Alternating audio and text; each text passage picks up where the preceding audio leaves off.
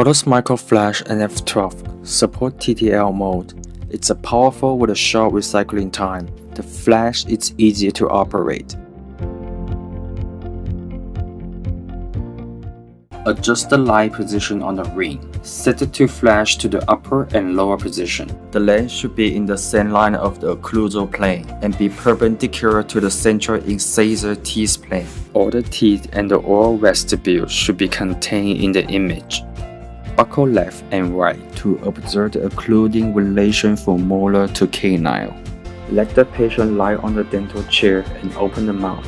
Pull the lips off the teeth with the retractor. Put the mirror into the mouth and front an angle with the teeth. The camera position is in front of the patient. Point the camera to the mirror and front a 45-degree angle with it.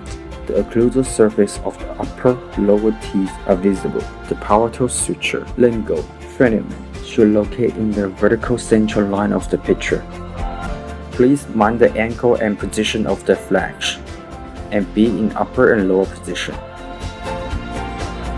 The flash should point toward with an angle so we can get better exposure within the mouse.